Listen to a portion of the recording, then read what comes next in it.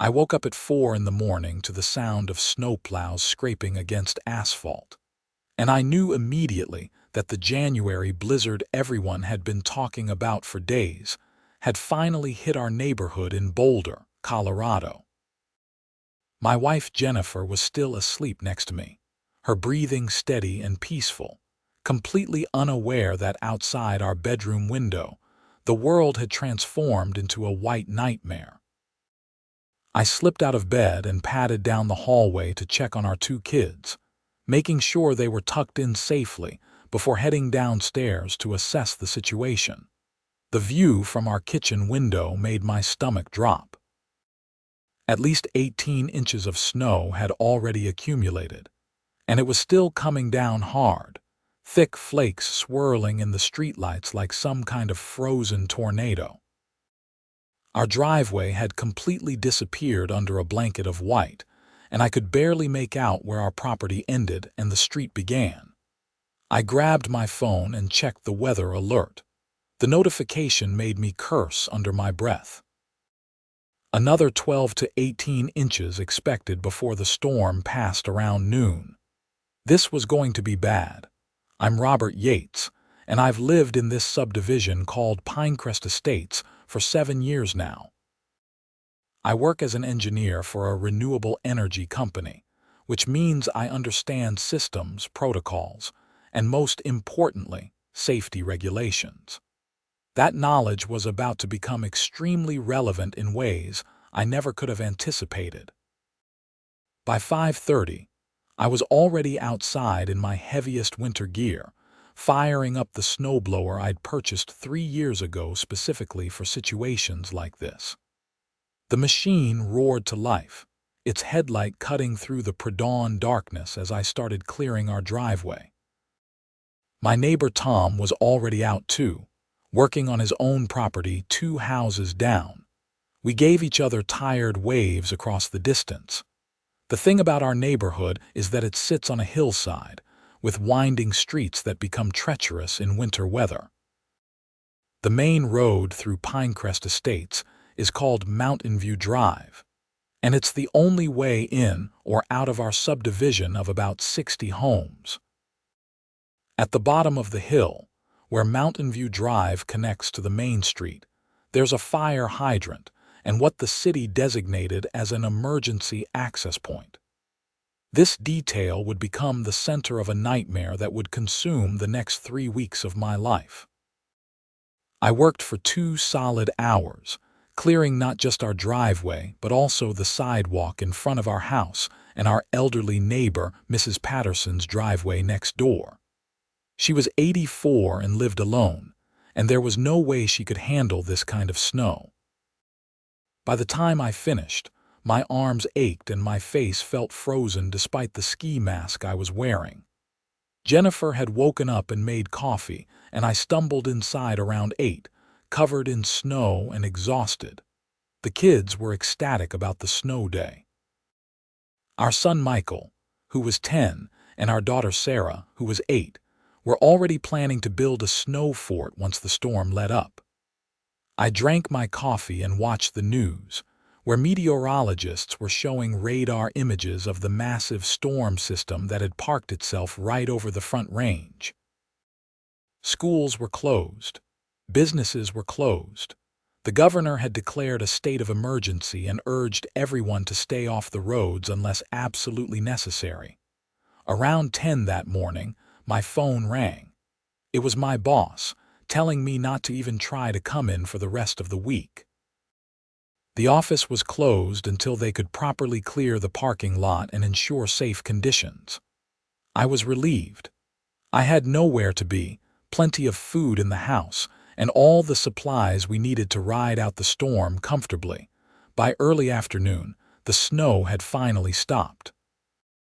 The final total was just over 30 inches, making it one of the heaviest single storms Boulder had seen in a decade.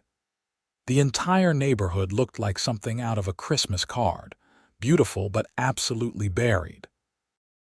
I went back outside with my snowblower, determined to keep on top of the clearing before everything froze solid overnight. That's when I noticed the problem at the end of our street.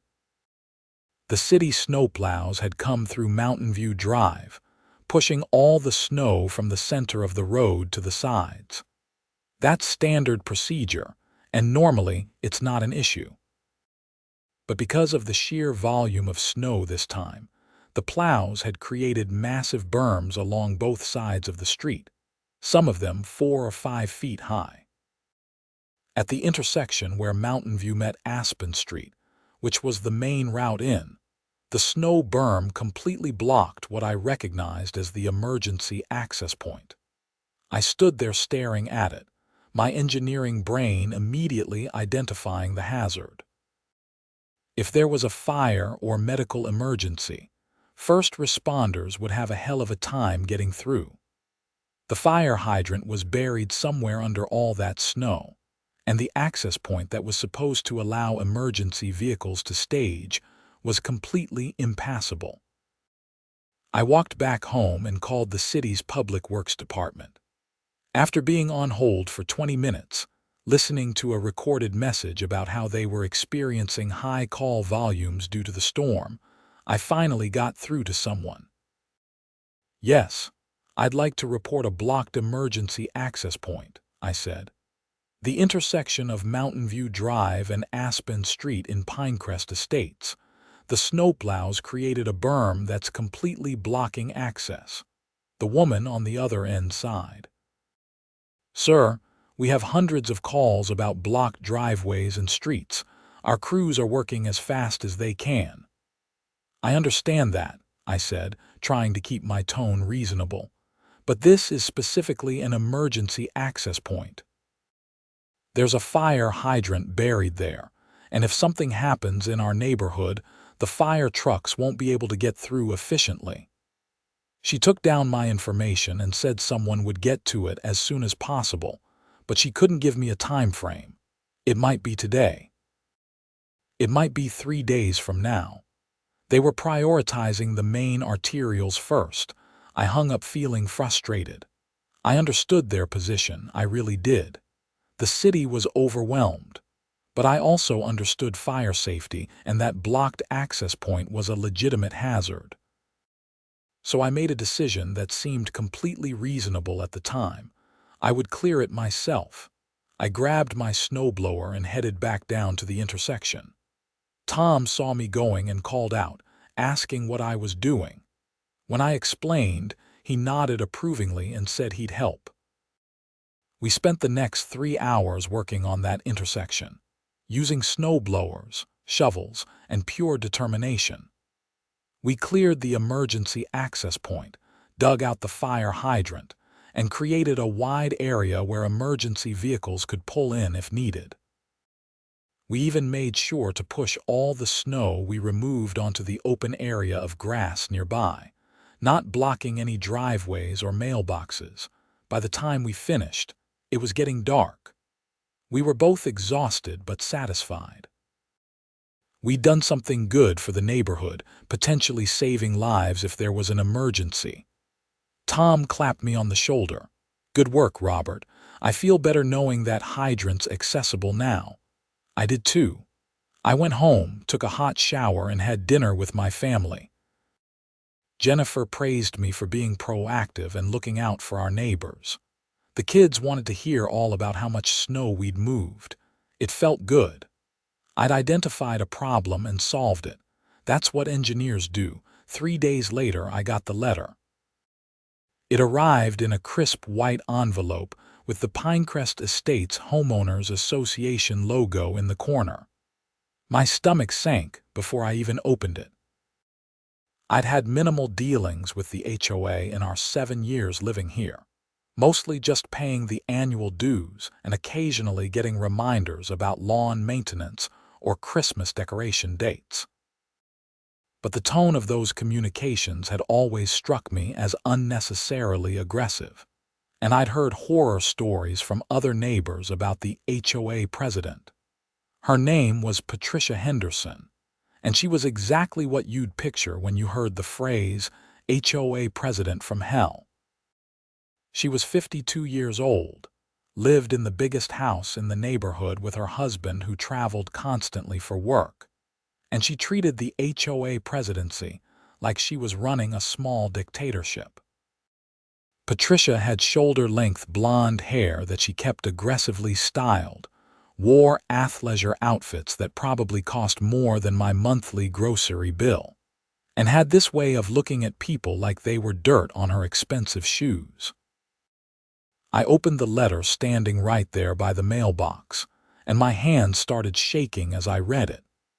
Dear Mr. Yates, it has come to our attention that you have violated Pinecrest Estates' HOA regulations by altering common area property without authorization. Specifically, you removed snow from the emergency access point at the intersection of Mountain View Drive and Aspen Street on January 12th. This action was taken without approval from the HOA board and constitutes unauthorized modification of community property.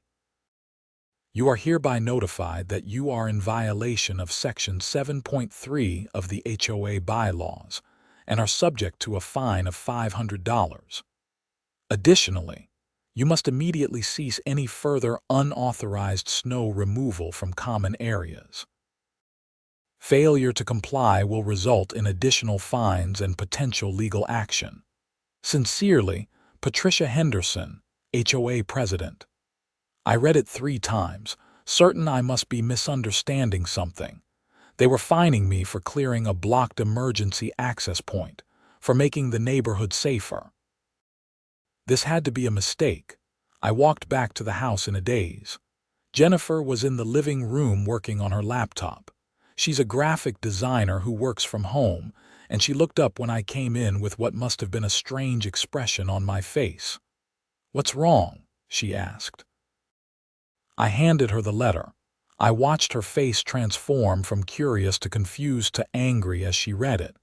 "This is insane," she said. "You cleared snow from an emergency access point. You probably saved lives." "That's what I thought," I said, "but apparently the HOA sees it differently." I immediately composed an email to Patricia Henderson, explaining the situation calmly and rationally. I detailed why I'd cleared the snow, noting that I'd called the city first and only took action when it was clear they couldn't get to it in a timely manner. I explained that as an engineer, I recognized the safety hazard and felt compelled to address it. I requested that the fine be rescinded and asked for clarification on what I should have done differently. Her response came back in less than an hour. "Mr. Yates, the HOA bylaws are clear. No modifications to common property without board approval. This includes snow removal. The emergency access point is considered common property, and you had no authority to clear it. Your fine stands. If you wish to appeal, you may request a hearing at the next board meeting on February 3rd. P. Henderson." I felt my blood pressure rising. This was the most bureaucratic nonsense I'd ever encountered, and I'd worked in government contracting. But I forced myself to stay calm. I'd request the hearing and explain everything properly. Surely once the board heard the full story, they'd understand. The next day, I received another letter. This one informed me that I was also in violation for clearing Mrs. Patterson's driveway without written permission from her. Apparently, someone had reported me for this as well. The additional fine was $250. I walked over to Mrs. Patterson's house and knocked on her door. When she answered, bundled in a cardigan despite the heat being on full blast inside, I asked her if she'd complained to the HOA about me clearing her driveway. She looked horrified. "Complained? Robert, I've been thanking God for you. I couldn't have managed that snow on my own. I didn't report anything to anyone." "Someone did," I said, showing her the letter. Her wrinkled face hardened. "That would be Patricia. She came by yesterday asking me questions about who cleared my driveway. I told her you did, and I told her how grateful I was. She got this look on her face like she'd won the lottery." That's when I realized this wasn't about rules or bylaws or proper procedure. This was personal. Patricia Henderson had decided to make an example of me for some reason, and she was using the HOA's authority to do it. Over the next few days, I did my research. I pulled out the HOA bylaws and read them cover to cover. Section 7.3, which I was supposedly violating, stated that homeowners could not make permanent modifications to common property without approval. Snow removal was by definition temporary. The snow was going to melt anyway. I found previous minutes from HOA meetings where other homeowners had been thanked for clearing snow from sidewalks and common areas. There was no consistent enforcement of this supposed rule. I also researched Colorado HOA law and found multiple precedents where HOA rules had been overturned when they conflicted with public safety or were enforced arbitrarily. I was building a case. The board meeting on February 3rd was held at the community clubhouse, a small building at the entrance to the neighborhood that was mostly used for the occasional HOA event. I arrived 15 minutes early and found about 20 other homeowners already there. Apparently, word had gotten around about my situation, and people were interested. Tom was there to support me. So were Mrs. Patterson and several other neighbors I recognized. But there were also people I didn't know, likely Patricia's allies who came to every meeting. Patricia called the meeting to order at 7 sharp. She sat at a table at the front of the room with the other 4 board members. Gary Morrison, who was the treasurer, Linda Chen, the secretary, and 2 at-large members, Brett Sanderson and Kathleen Walsh. Patricia went through the standard agenda items, approving minutes and discussing upcoming maintenance projects, before finally getting to my appeal. We have a request for hearing from Robert Yates regarding fines assessed for unauthorized snow removal, she said, her voice dripping with formality. Mr. Yates, you have 5 minutes to present your case. I stood up, my heart pounding but my voice steady. I explained the entire situation, from the blocked emergency access point to my call to the city, to my decision to clear it myself. I pointed out that the action was temporary, not permanent, and therefore didn't violate Section 7.3. I noted the inconsistent enforcement of the rule, citing specific examples from previous meeting minutes. I emphasized that my motivation was purely safety-oriented. If there had been a fire in our neighborhood while that access point was blocked, I said, and someone had been hurt or killed because fire trucks couldn't get through fast enough, we'd all be asking why nobody did anything. I did something. I made our neighborhood safer. And I'm being punished for it. Several people in the audience murmured in agreement. Patricia's face remained frozen in an expression of professional neutrality, but I could see the tightness around her eyes. When I finished, she asked if any board members had questions. Gary Morrison raised his hand. "Did you attempt to get permission before clearing the snow?" he asked. "No," I admitted, because it was an emergency situation. The storm had just ended and I recognized an immediate safety hazard. I did call the city first, and they told me it could be days before they got to it. I didn't think I should wait for HOA approval when lives could be at stake. Linda Chen spoke up next. "I actually think what Robert did was commendable. He saw a problem and fixed it." "Isn't that what we want from our homeowners?"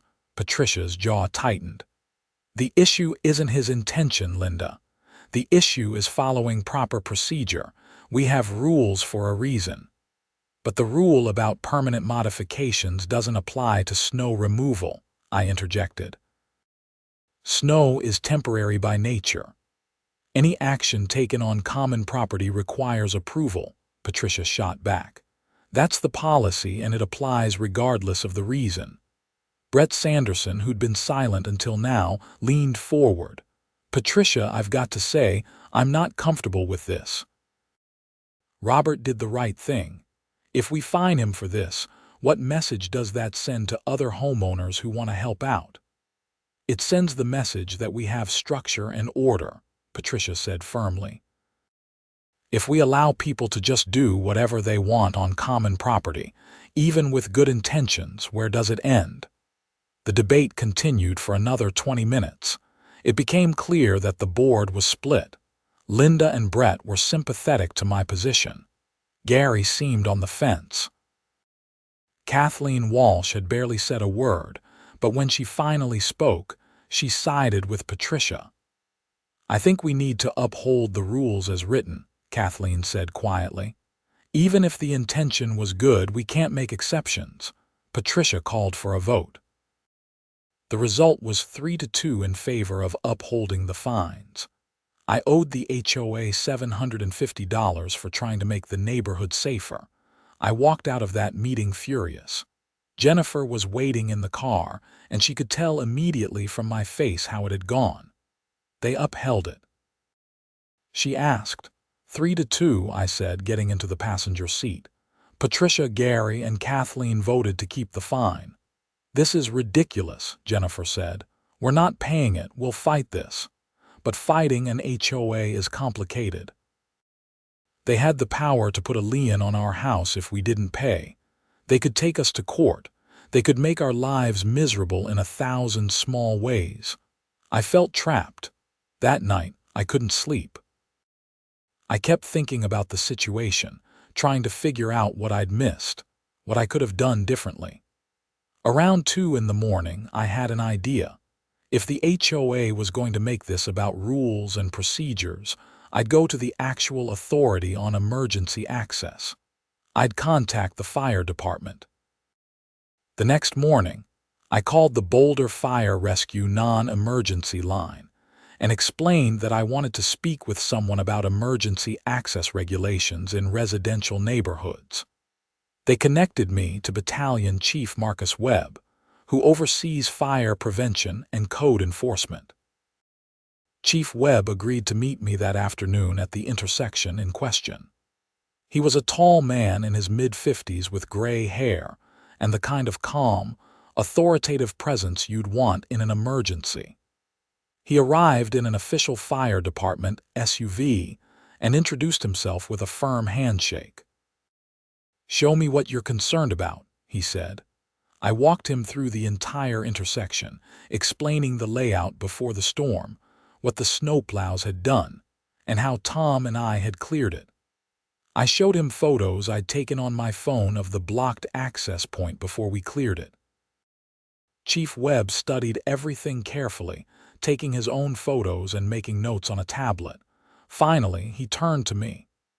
"Mr. Yates, you did exactly the right thing," he said. "This access point is designated for emergency use for a reason. It's marked on all our maps. If it had stayed blocked the way you showed me in these photos, we would have had serious response time issues. You potentially saved lives by clearing this." Relief flooded through me. "Can you put that in writing?" "Absolutely," he said. "I'll draft a letter today. And I'm going to send a copy to your HOA as well, because they need to understand that emergency access cannot be obstructed. And anyone who clears such an obstruction is providing a public service, not violating regulations." He paused, then added, "I'm also going to recommend that the city add this location to the priority clearing list for future storms. It shouldn't have gotten to the point where a resident felt compelled to handle it." I could have hugged him. Instead, I shook his hand vigorously and thanked him multiple times. He smiled. "You did good, Robert. Don't let anyone tell you otherwise." Chief Webb's letter arrived 2 days later, both by email and by certified mail. It was beautifully written, professionally formatted on official Boulder Fire Rescue letterhead, and absolutely unequivocal in its support of my actions. He detailed the importance of the emergency access point, noted that I had exceeded expectations by clearing it, and stated explicitly that Mr. Yates demonstrated exemplary civic responsibility, and his actions are to be commended, not punished. He also included a section on Colorado Fire Code, citing specific regulations about maintaining emergency access, and noting that HOA bylaws cannot supersede state fire safety codes. It was better than anything I could have hoped for. I immediately forwarded the email to Patricia Henderson and every member of the HOA board, along with a polite message requesting that the fines be rescinded in light of this professional assessment from the fire chief. Patricia's response came back within hours, and it was stunning in its stubbornness. Mr. Yates, while we appreciate the fire chief's perspective, this does not change the fact that you violated HOA procedure. The fine stands. You had other options, such as requesting emergency board approval via email or phone before taking action. Your failure to follow proper channels is the issue, not your intentions. P. Henderson. I stared at my computer screen in disbelief. She was still going to fine me.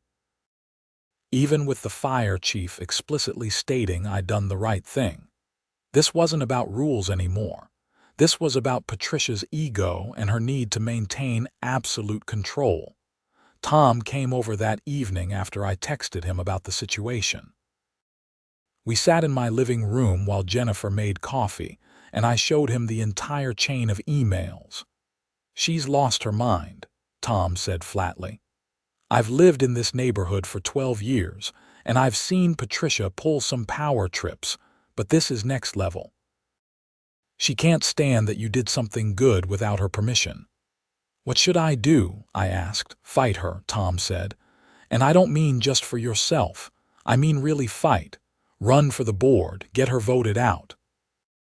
She's been president for 6 years, and she treats this place like her personal kingdom. A lot of people are tired of it." Jennifer sat down with us, handing out mugs. "Tom's right. We've heard the stories at neighborhood gatherings. Patricia has fined people for the most absurd things. Remember the Johnsons? They got fined because their mailbox was the wrong shade of black. It was black, just not the approved black. And the Richards got fined for putting up a tire swing in their backyard," Tom added. "Their backyard." She claimed it violated aesthetic standards, even though you can barely see it from the street. The more we talked, the more I realized this was bigger than just my situation. Patricia had been abusing her position for years, and people had been tolerating it because fighting an HOA president is exhausting, and most people don't have the time or energy. But I had something they didn't have. I had explicit support from the fire chief, which meant I had the moral and legal high ground. Over the next week, I started talking to neighbors. I went door to door in the evenings, explaining what had happened and showing them Chief Webb's letter. The response was overwhelming. People were angry. They were supportive, and many of them shared their own horror stories about Patricia and the HOA board. Mrs. Patterson told me about how Patricia had tried to fine her for having her grandson's car parked in her driveway for more than 3 days during a visit. The Ramirez family had been fined for having a basketball hoop in their driveway. The Millers had been threatened with fines for having garden gnomes that Patricia deemed tacky. The list went on and on. I started documenting everything. I created a shared document where people could anonymously submit their experiences with the HOA. Within 2 weeks, I had over 30 entries, many of them describing similar patterns of arbitrary enforcement, personal vendettas, and abuse of power. But Patricia wasn't backing down. In mid-February, I received another letter informing me that, because I hadn't paid the original fines, I was now being assessed late fees of $50 per week. The amount I owed had jumped to $900. That was when I decided to get a lawyer. I found an attorney named David Brennan who specialized in HOA law. He had a small practice in downtown Boulder and came highly recommended by several online reviews. When I met with him and showed him all my documentation, including Chief Webb's letter, he leaned back in his chair and whistled. "This is one of the most clear-cut cases of HOA overreach I've seen in years," he said. "The fire chief's letter alone is worth its weight in gold. No court is going to uphold these fines." "So we can fight this?" I asked. "Absolutely. But I want to try something first. Let me send a letter to the HOA on firm letterhead, laying out the legal issues. Sometimes that's enough to make them back down. If not, we'll file in district court." David's letter went out 3 days later. It was 5 pages of detailed legal analysis, citing Colorado HOA statutes, state fire codes, and case precedents.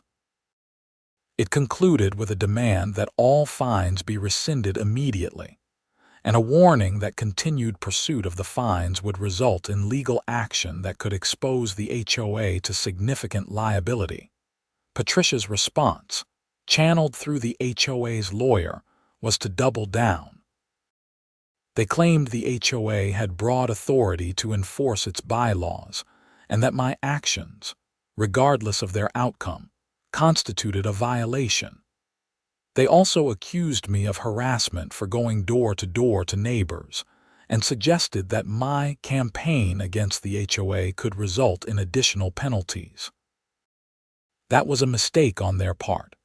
By accusing me of harassment for talking to my neighbors, Patricia had crossed a line that even some of her supporters found troubling. Gary Morrison, the treasurer who'd voted with Patricia at the board meeting, reached out to me privately. We met at a coffee shop in Boulder, away from the neighborhood. Gary was in his late 40s, worked in IT, and had always struck me as a reasonable guy who'd simply been going along with Patricia to avoid conflict. "Robert, I owe you an apology," he said, once we sat down. "I voted to uphold the fine because Patricia made it sound like it was about maintaining order and consistency. But I've been watching how this has escalated, and I don't like it. The harassment accusation was out of line. You were just talking to your neighbors." "Thank you for saying that," I said. "I'm going to vote to rescind the fines at the next board meeting," Gary continued. "And I'm going to push for Patricia to issue a formal apology. What you did was good for the neighborhood, and you shouldn't be punished for it." The next board meeting was scheduled for March 2nd.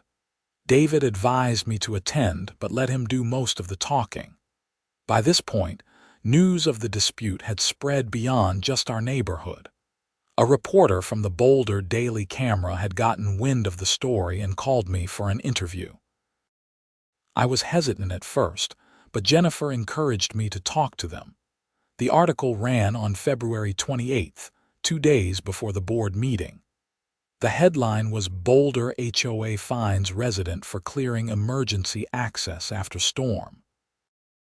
The article laid out the entire situation, included quotes from Chief Webb supporting my actions, and featured a rather unflattering characterization of the HOA's response. It also included Patricia's name and her quotes about following rules and procedures, which in print looked even more petty and bureaucratic than they had in her emails. The article went viral locally. By the morning of the board meeting, it had been shared thousands of times on social media. The local news stations picked it up. I started getting friend requests and messages of support from people I'd never met. A few national news outlets reached out asking for interviews. The community clubhouse was packed for the March 2nd meeting. There must have been 60 people crammed into a space designed for 30. Local media was there with cameras. David sat next to me, looking calm and professional in his suit. Jennifer was on my other side, her hand gripping mine. Patricia looked strained when she called the meeting to order. The usual agenda items were dispensed with quickly. Then she got to what she termed the Yates matter. There has been significant attention paid to a dispute between the HOA and Mr. Robert Yates regarding snow removal, she began. I want to state clearly that this board has always acted in good faith, following our bylaws and procedures. Mr. Yates violated established rules, and the fines assessed were appropriate and consistent with our enforcement policies. David stood up. May I address the board? Patricia looked like she wanted to refuse, but with all the cameras there, she couldn't. You may. David introduced himself and then laid out his case in clear, methodical terms. He explained why the fines were not only unjust but likely illegal under Colorado law. He cited the fire chief's letter and state fire codes. He pointed out the inconsistent enforcement of the snow removal rule. He noted that the HOA's own bylaws allowed for emergency actions to protect health and safety without prior approval.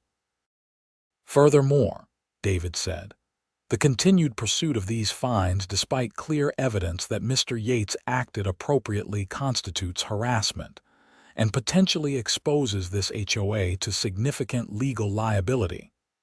I have a lawsuit prepared and ready to file if this matter is not resolved tonight. The room was silent. Patricia's face had gone red. Gary Morrison spoke up. I move that we rescind all fines against Robert Yates and issue a formal statement acknowledging that his actions were appropriate and beneficial to the community. Linda Chen seconded immediately.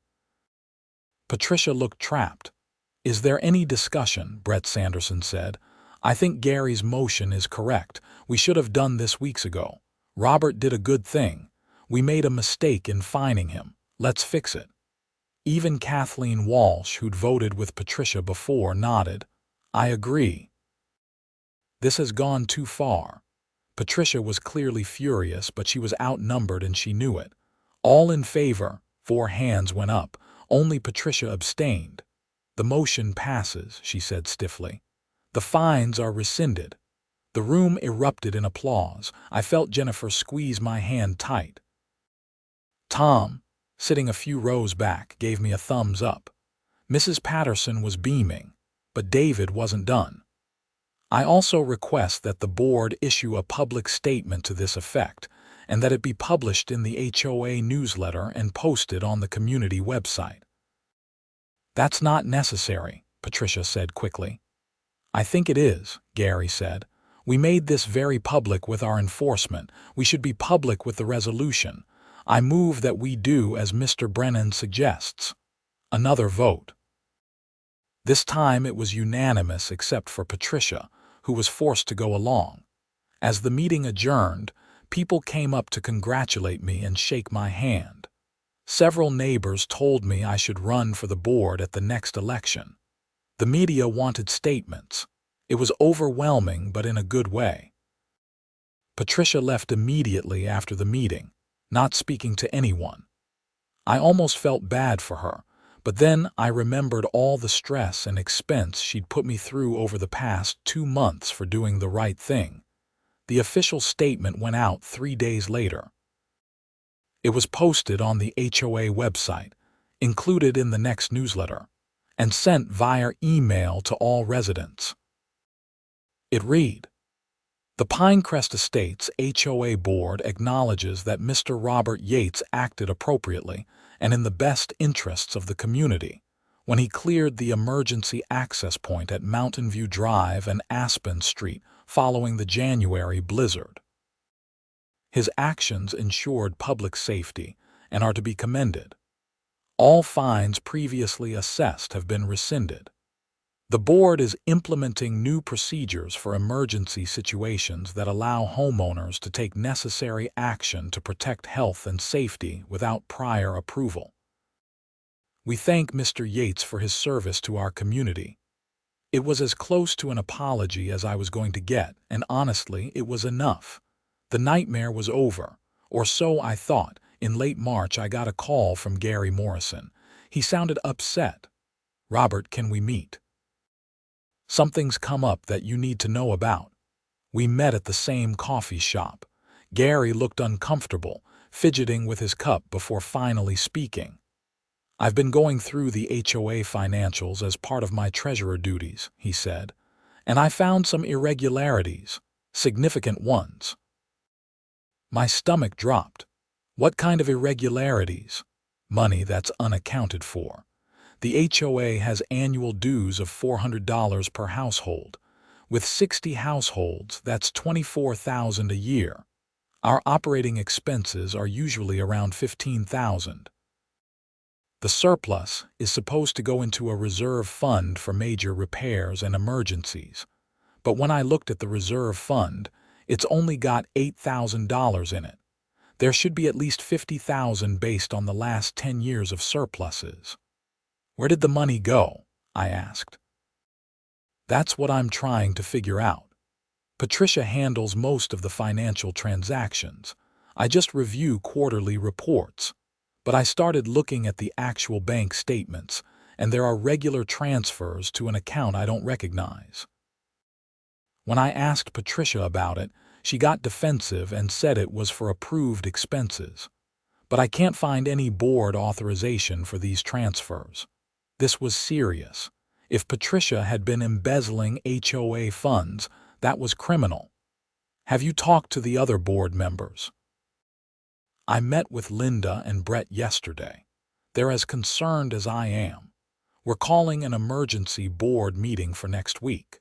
I wanted to give you a heads up because if this is what I think it is, things are about to get very messy. The emergency board meeting was held on April 8th, and it was restricted to board members only. But word leaked out quickly through the neighborhood grapevine. By that evening, I knew what had happened. Gary had presented his findings to the full board. The transfers he discovered totaled $42,000 over the past 6 years, money that had gone into an account Patricia controlled. She'd claimed the account was for approved community improvements, but when pressed to show documentation of these improvements, she couldn't produce any. The board voted unanimously to suspend her as president pending an investigation and to bring in an independent auditor. Patricia had stormed out of the meeting threatening to sue everyone for defamation. The auditor's report came back 3 weeks later, and it was damning. Patricia had been systematically stealing from the HOA for years, using the money for personal expenses, including home renovations, shopping sprees, and vacation trips. She'd been careful about it, taking small amounts regularly rather than large, obvious sums, but over time it added up to substantial theft. The board filed a police report on April 29th. Detective Sarah Martinez from the Boulder Police Department took the case. I was interviewed as part of the investigation because my conflict with Patricia was considered relevant. Detective Martinez wanted to know if Patricia had shown any signs of retaliatory behavior, if there had been any threats, anything that might establish a pattern of misconduct. I told her everything, from the initial fine to the escalating conflict, to Patricia's refusal to back down even when she was clearly wrong. The detective listened carefully, taking notes. "This helps establish her mindset," she said. "The HOA dispute shows she was willing to abuse her authority and had a pattern of retaliation against people who challenged her. That's relevant to the embezzlement case." On May 15th, Patricia Henderson was arrested at her home and charged with theft, embezzlement, and fraud. The charges were serious enough that she was facing potential prison time. Her husband, who'd been largely absent during all of this, filed for divorce within 2 weeks of her arrest. The neighborhood was in shock. Yes, people had known Patricia was difficult and power-hungry, but actual criminal behavior was different. It changed how everyone looked at the HOA and made people realize how important oversight and accountability were. A special election was held in June to fill the board positions. I was approached by multiple neighbors asking me to run for president. I was reluctant at first. I'd never wanted to be involved in HOA politics. But Jennifer encouraged me. "You've proven you're willing to stand up for what's right even when it's hard," she said. "The neighborhood needs someone like that." So I ran. My platform was simple: transparency, reasonable enforcement of rules, and prioritizing safety and community over petty bureaucracy. I won in a landslide, getting 48 votes out of 60 households. Tom was elected as treasurer. Linda Chen stayed on as secretary. We brought in 2 new at-large members who were committed to reform. Our first actions as the new board were to revise the bylaws to include better financial controls, establish clearer procedures for enforcement actions, and create an appeals process that didn't require fighting for months to get heard. We also worked with Chief Webb and the fire department to establish a formal agreement about winter snow removal.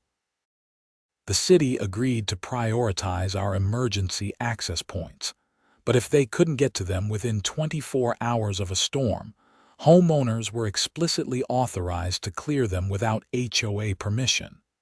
We put it in writing in the bylaws. Patricia's criminal case went to trial in September. I was called as a witness, though my testimony was relatively minor. I described the HOA dispute and Patricia's behavior during it. The prosecution used it to establish her character and pattern of abusing authority.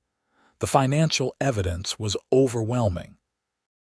Patricia's lawyer tried to argue that the money had been used for community purposes, and that record-keeping had been poor. But the auditor had traced the funds directly to Patricia's personal accounts and matched them to personal expenses. The jury deliberated for less than 4 hours before returning guilty verdicts on all counts. Patricia was sentenced in November to 4 years in prison and ordered to pay full restitution to the HOA. Her husband's divorce was finalized around the same time. She lost everything: her marriage, her home, her reputation, and her freedom. Some people in the neighborhood felt sorry for her. I understood that impulse.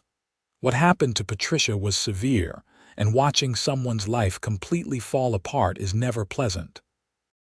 But I also remembered how she'd tried to punish me for doing the right thing, how she'd abused her power for years, and how she'd stolen money that belonged to all of us. She'd made her choices. By December, almost a full year after the blizzard that started everything, life in Pinecrest Estates had settled into a new normal.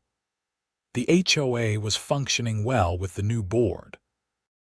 We'd rebuilt the reserve fund through a combination of Patricia's restitution payments and a small special assessment that everyone agreed was fair.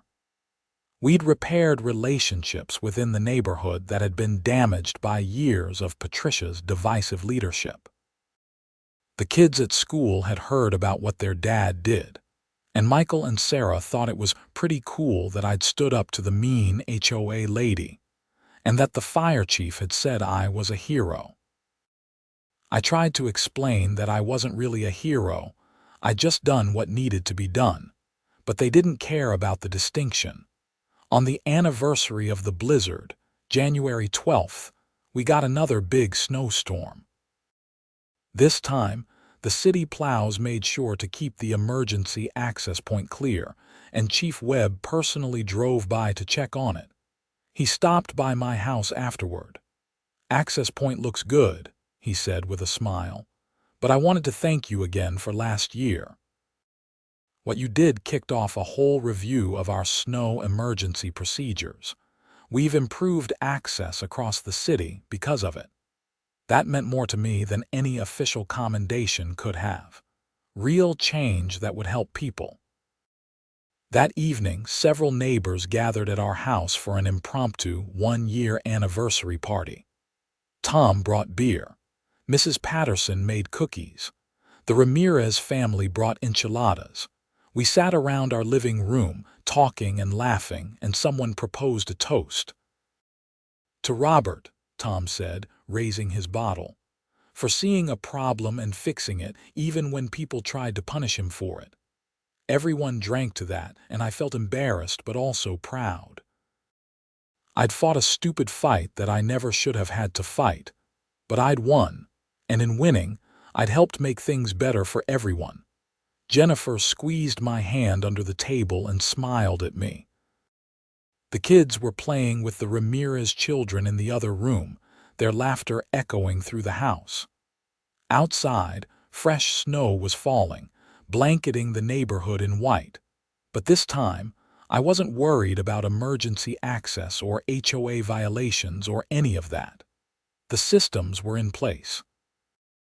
The rules were clear and fair. The right people were in charge. I'd learned something important over the past year. Sometimes doing the right thing means fighting battles you never wanted to fight. It means standing up even when it's easier to give in. It means trusting that the truth will eventually win out, even if it takes longer than you'd like. The blizzard had been a nightmare to deal with in the moment, but looking back, I was grateful for it. It had exposed problems that needed fixing. It had brought the community together. It had shown me that I was stronger than I thought, and that I had neighbors who would support me when it mattered. As the party wound down and people started heading home through the gentle snowfall, Tom pulled me aside one more time. "You know, before all this happened, I barely knew most of these people," he said, gesturing at the departing neighbors. "We'd wave hello, maybe chat about the weather, but now it feels like an actual community. Patricia tried to break you, but instead she broke her own power and gave us something better." He was right. The neighborhood felt different now. People talked more. They helped each other out. There was a sense of shared purpose and mutual support that hadn't existed before. We'd gone through something difficult together and come out stronger. That night, after everyone left and the kids were in bed, I stood at the kitchen window looking out at the snow-covered street. The emergency access point was visible from here, clear and accessible. The fire hydrant marked with a tall pole and reflective tape that we'd installed as part of the new safety measures. Jennifer came up behind me and wrapped her arms around my waist. "What are you thinking about?" she asked. "Just reflecting," I said. "A year ago I was standing in this same spot, looking at all that snow, worried about that blocked intersection. I had no idea what was about to happen." "Would you do it differently if you could?" she asked. I thought about it. The stress, the conflict, the months of fighting, the legal bills even though we'd ultimately won. Then I thought about Patricia being held accountable, the HOA being reformed, the community coming together, and the improved safety measures that would protect people for years to come. "No," I said finally. "I'd do it exactly the same way. Someone needed to clear that access point. Someone needed to stand up to Patricia. It might as well have been me." "I'm proud of you," Jennifer said softly. "I'm proud of us," I corrected. "You supported me through all of it. You never once suggested giving up or just paying the fine to make it go away." "Because you were right," she said simply. "And sometimes being right is worth fighting for." We stood there together watching the snow fall, and I felt a deep sense of peace. The fight was over. The good guys had won. The neighborhood was better off. And I'd learned that I had the strength to stand up for what was right even when powerful people tried to tear me down. The next morning, I woke up early out of habit and checked the weather. The storm had left about 8 inches of new snow. Nothing compared to last year's blizzard, but enough to require clearing.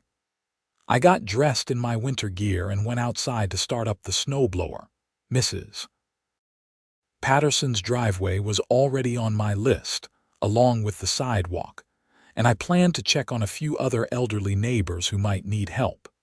But this time, I wasn't worried about HOA violations or fines or any of that nonsense.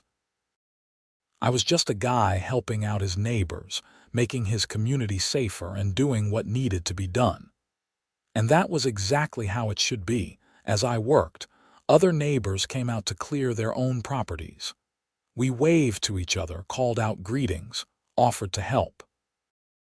Tom came over with his snowblower, and we tackled the corner sidewalks together. A couple of teenagers from down the street asked if we needed help and ended up shoveling Mrs. Patterson's walkway to her front door. This was what community was supposed to look like. People helping each other. Looking out for one another. Not getting bogged down in bureaucracy and power trips, but actually caring about the welfare of the people around you. By mid-morning, the neighborhood looked great. Driveways were clear, sidewalks were safe, and the emergency access point was completely open and accessible. I took a photo of it and sent it to Chief Webb with a simple message. All clear and ready for anything. He responded within minutes. Perfect. You're a good man, Robert. Stay safe out there. I went inside, had hot chocolate with the kids who were thrilled about another snow day from school, and settled in to work from home. My company had been understanding throughout the entire HOA ordeal, and my boss had even sent a message saying he was proud to have me on the team. Integrity mattered in our business, he'd said, and I'd shown plenty of it. Over the next few weeks, I continued settling into the role of HOA president. It was work, no question about that. People had complaints and concerns and ideas, but without Patricia's toxic presence, the board was able to function efficiently. We resolved issues through discussion and compromise rather than autocratic decree. We enforced rules fairly and consistently, with common-sense exceptions when they were warranted. In February, we held a community meeting to discuss the upcoming year's budget and priorities. Nearly every household sent at least one representative, a huge increase from the sparse attendance at meetings during Patricia's reign. People were engaged because they trusted that their voices would be heard. During that meeting, someone brought up the idea of creating a neighborhood emergency response team, volunteers who could help with situations like severe weather, power outages, or other crises. The idea took off immediately. Within weeks, we had 20 volunteers trained in basic first aid and emergency preparedness, with a communication system in place to mobilize quickly when needed. It felt good to be building something positive rather than constantly fighting against something negative. That was Patricia's legacy in reverse. She'd spent years tearing people down and asserting control. We were spending our energy building people up and fostering cooperation. In March, I got an unexpected call from a reporter at a national news outlet. They were doing a story on HOA abuse and reform, and they wanted to include my case as an example of how residents can successfully fight back against overreach. I agreed to the interview, and the story ran in late April. It generated another wave of attention, including messages from people across the country dealing with their own HOA nightmares. I couldn't help everyone, but I did what I could. I shared information about Colorado HOA law, recommended resources for fighting back, and offered encouragement. Some people just needed to know they weren't alone, that their frustration was valid, and that it was possible to win. By the time summer arrived, the whole saga felt like ancient history. We had neighborhood barbecues and pool parties at the community clubhouse. Kids played in the streets without worrying about violating noise ordinances. People planted gardens and painted their houses and lived their lives without fear of arbitrary fines or harassment. The Pinecrest Estates HOA had become what it was always supposed to be. A helpful organization that maintained property values and handled shared resources, not a vehicle for one person's power fantasies. And I'd played a role in making that happen. On the 4th of July, we held a big neighborhood celebration. There were games for the kids, a cookout, and fireworks in the evening. Chief Webb stopped by with some of his firefighters to show the kids the fire truck and talk about fire safety. When he saw me, he came over and shook my hand. "How's the HOA president gig treating you?" he asked. "Better than being fined by the HOA president," I joked. "But honestly, it's good. We're making a difference." "You made a difference from day one," he said. "You just didn't know how big it would be." As the sun set and the fireworks began, I stood with Jennifer and the kids, surrounded by neighbors who'd become genuine friends. I thought about the journey from that snowy morning in January when I'd cleared an emergency access point, never imagining it would lead to all this. Sometimes life puts you in a position where you have to make a choice. You can stay quiet, avoid conflict, and let things continue as they are. Or you can speak up, stand up, and fight for what's right even when it's hard. I'd chosen the latter, and while the path had been rough, the destination made it all worthwhile. The fireworks exploded overhead in brilliant colors, and my daughter Sarah looked up at me with wide eyes. "This is the best 4th of July ever, Dad." I ruffled her hair and smiled. "Yeah, kiddo. It really is." And I meant it. Not just because of the celebration, but because of everything it represented. A community healed, justice served, good people empowered, and the simple knowledge that when you do the right thing, even if you face opposition and hardship, it's ultimately worth it. The fire chief had said I did everything right, and he'd been talking about clearing the snow. But in a broader sense, I'd done everything right throughout the entire ordeal. I'd stood my ground. I'd gathered evidence. I'd sought expert support. I'd built community backing. I'd refused to be intimidated. And when it became clear that Patricia's misconduct went beyond just my situation, I'd been willing to see it through to its conclusion. None of it had been part of some master plan. I'd just been responding to each situation as it arose, trying to do what seemed right and fair. But somehow, that had been enough. As the summer progressed and then gave way to fall, life continued in its new normal rhythm. The HOA handled routine business smoothly. The neighborhood remained harmonious. Patricia's name rarely came up anymore, except occasionally as a cautionary tale about what happens when power goes unchecked. In October, I received notification that Patricia's appeal had been denied, and her conviction was final. She'd serve her full 4-year sentence with possibility of parole after 3 years. The restitution would continue being paid from the sale of her assets. That chapter was truly closed. November brought the annual HOA election. I'd considered stepping down after 1 term, having accomplished what I'd set out to do, but multiple neighbors convinced me to run again. They valued the stability and the positive direction we'd established. So I ran unopposed and began another term as president, this time without any of the drama that had marked my first year. December arrived with its holiday preparations. The HOA organized a neighborhood lights contest, something Patricia had always refused to do because she claimed it promoted tackiness. We had 19 households participate, decorating their homes in displays ranging from elegant to enthusiastically elaborate. Everyone got a certificate. The kids voted on their favorites, and it was just plain fun. On Christmas Eve, as I was putting out presents for the kids, I found myself reflecting on the past 2 years. So much had changed.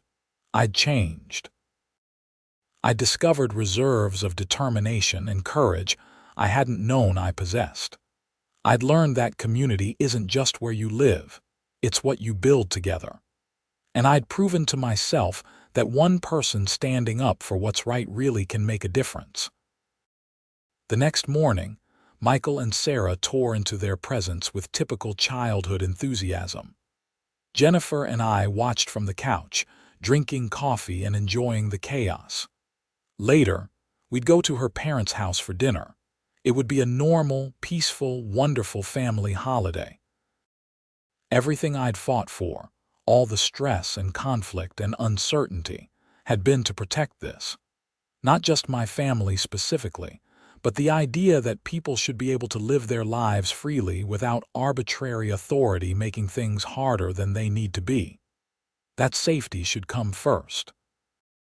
That common sense should prevail over bureaucracy. That doing the right thing should be encouraged, not punished. As January rolled around again, bringing with it the 2-year anniversary of the original blizzard, I found myself oddly nostalgic for that chaotic time. Not for the conflict, but for the clarity of purpose it had given me. When you're in the middle of a fight, you know what you're fighting for. In peaceful times, it's easy to lose that focus, but the lessons remained. Stay vigilant, stand up for what's right, support your community. Don't let authority go unquestioned. And when you see something that needs fixing, fix it, even if some people don't understand at first. On January 12th, now established as an unofficial neighborhood anniversary, several of us gathered at the emergency access point for a small ceremony. Chief Webb came out again. We dedicated a small plaque that read, "Emergency access point. Keep clear at all times because safety matters more than procedure." It was tongue-in-cheek, but it also captured the entire spirit of what we'd been through. Rules have their place, but they serve people, not the other way around. When rules become obstacles to safety and common sense, they need to change. And sometimes it takes someone willing to break those rules to make that change happen. Standing there in the January cold, surrounded by neighbors and friends, with Chief Webb giving a short speech about community responsibility and civic courage, I felt a profound sense of completion. The journey that had started here 2 years ago had come full circle. What began with me alone clearing snow had evolved into a whole neighborhood committed to looking out for each other. That night, as I lay in bed next to Jennifer, I thought about what I'd tell someone else facing a similar situation. Fight for what's right, I'd say. Don't back down when you know you're correct. Gather your evidence and your support.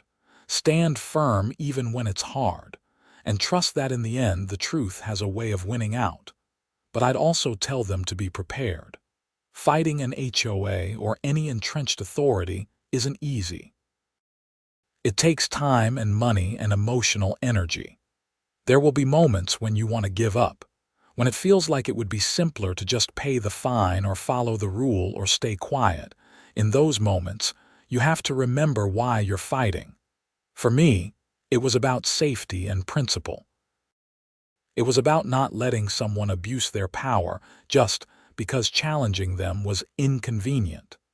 It was about the kind of community I wanted my children to grow up in. Everyone's reasons will be different, but they need to be strong enough to sustain you through the hard parts. Because there will be hard parts. Patricia had made my life miserable for months. She'd cost me money and sleep and peace of mind. But she hadn't broken me, and ultimately, her own misconduct had been her downfall. As I drifted off to sleep, I felt grateful for how everything had turned out. Grateful for Jennifer's unwavering support. Grateful for neighbors who'd stood with me. Grateful for Chief Webb's validation. Grateful for David's legal expertise. Grateful for the justice system working as it should.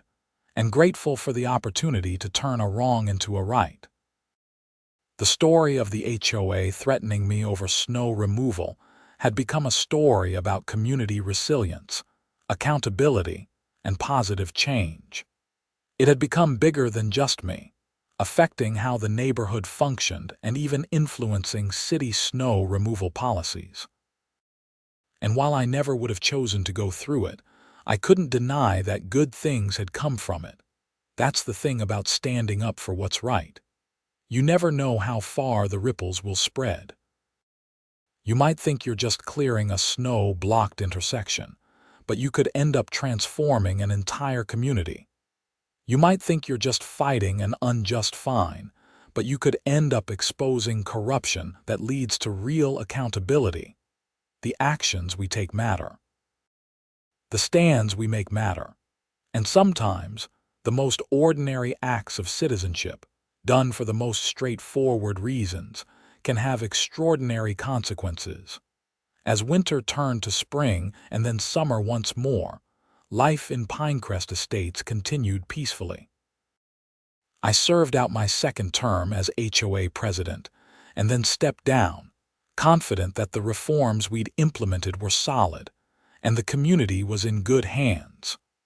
A wonderful woman named Rebecca Miller took over, bringing her own ideas and energy to the role.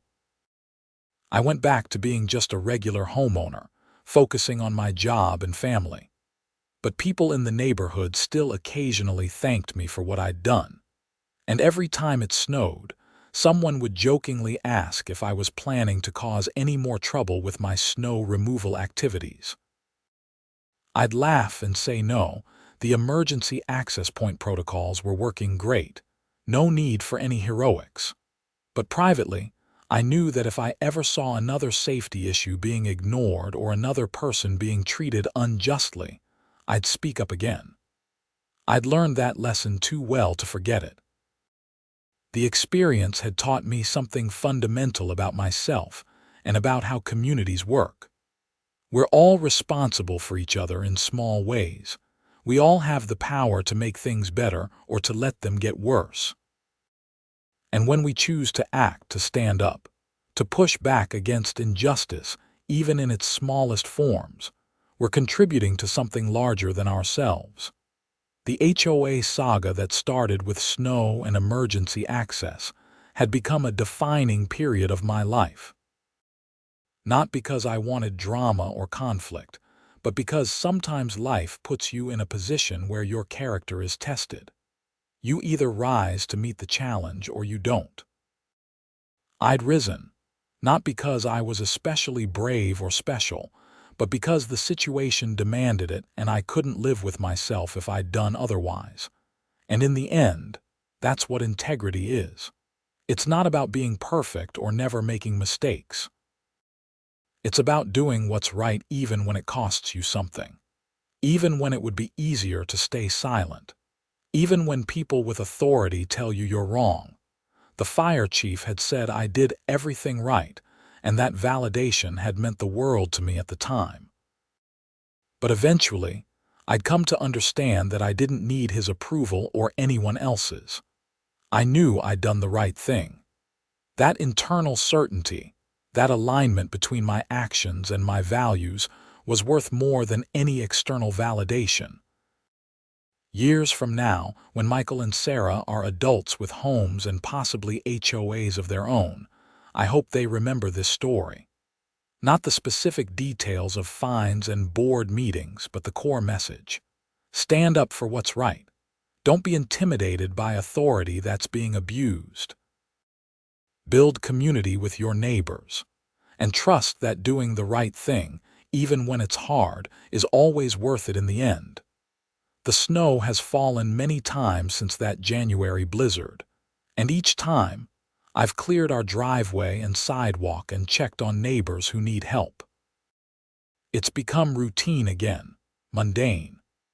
But I never forget that simple act of civic responsibility, that clearing of snow for safety reasons, led to everything that followed. Sometimes the most important moments in our lives look ordinary when they're happening.